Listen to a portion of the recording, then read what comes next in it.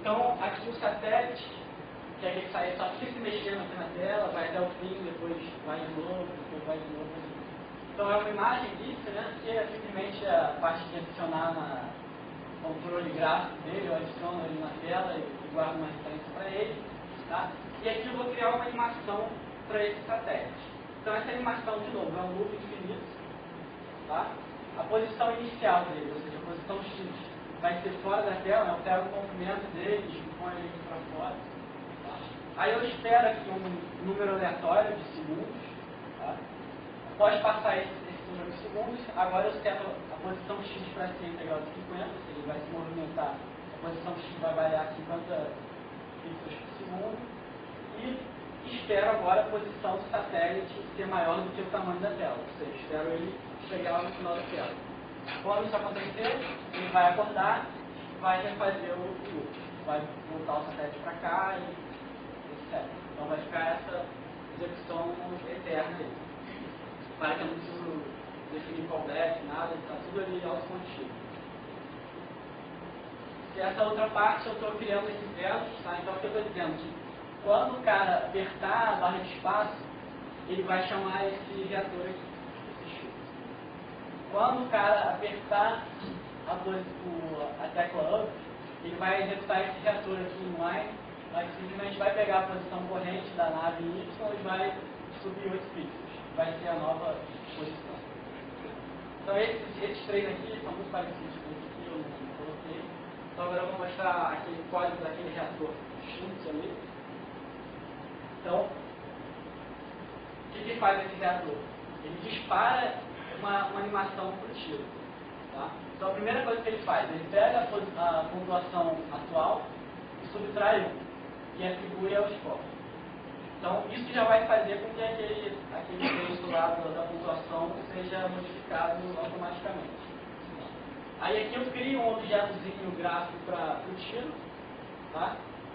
Aqui o interessante é o Y dele, que é eu pego a posição da nave em Y, subtrai a integral de 250, ou seja, vai subir com uma velocidade de 250 pixels por segundo. Então, aí eu adiciono esse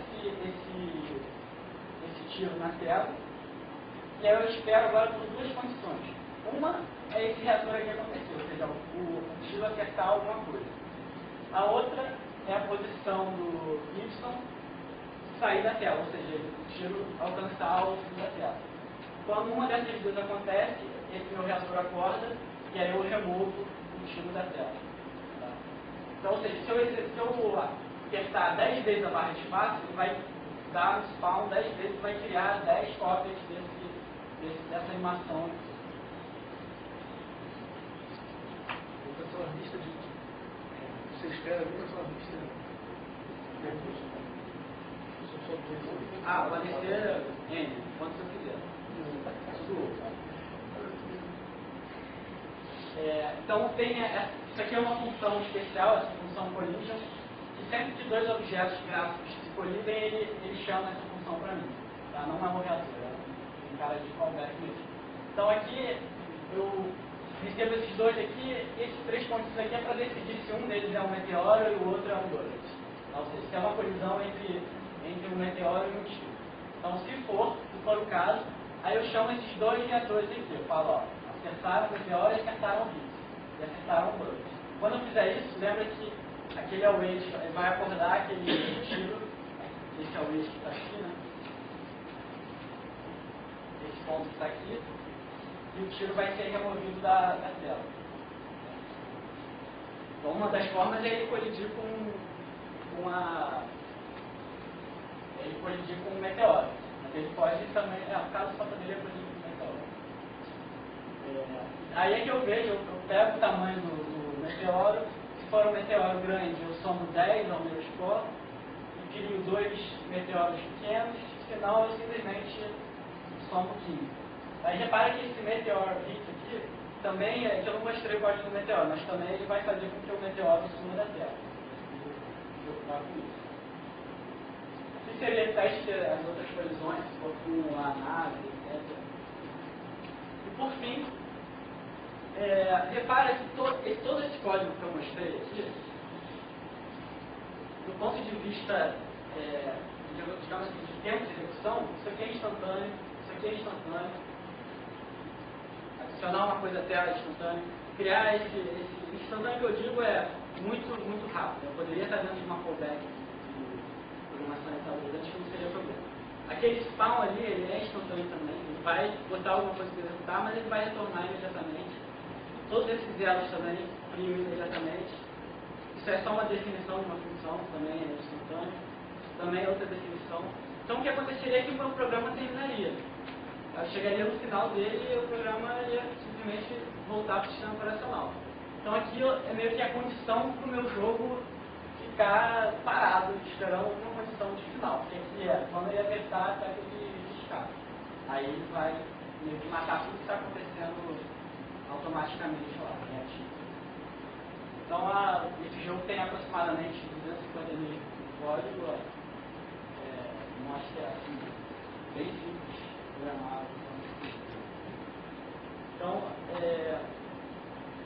isso aqui isso aqui não vai, é só assim, quantidade de usos que eu fiz. Eu usei 5 expressões de Dataflow e 6 páginas de spawn await, é para mostrar que os dois modos os dois estilos são interessantes de usar. E basicamente isso, esse trabalho foi unificar esses dois estilos de linguagens criativas. Aí, pronto.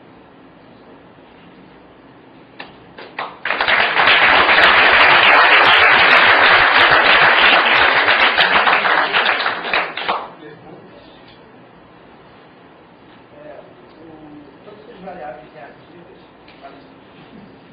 se alteram com o tempo. Se alteram dependendo. Nesse caso. Nesse caso, não, o score, por exemplo, não. O score ele não passa por processo separado para cada variável reativa. Qual o processo? Não, porque elas têm que botar independência umas das outras. Sim, mas não tem essa necessidade. Que é o que eu falei, eu não falei, mas essa coisa da hipótese do sincronismo, tudo que acontece no meu sistema é reagindo a algum evento. Então, quando acontece, sei lá, passam 50 milissegundos, o ambiente me avisa, passaram 50 milissegundos, o que você tem que fazer? Tem que ver todo mundo que depende dessa parte do tempo, atualizar todos esses valores, só que isso acontece muito rápido.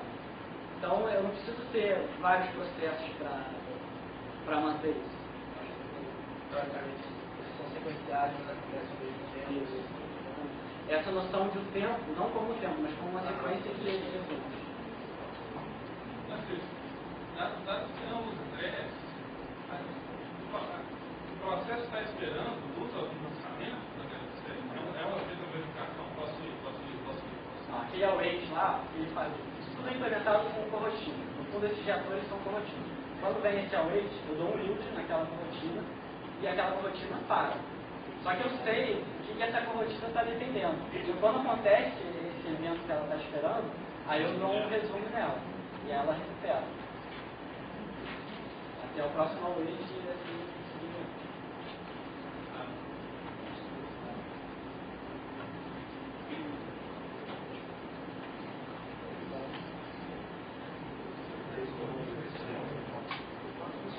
Ok, pessoal, o que a gente tinha de programação do workshop era isso. A gente tem algum tempinho ainda aí.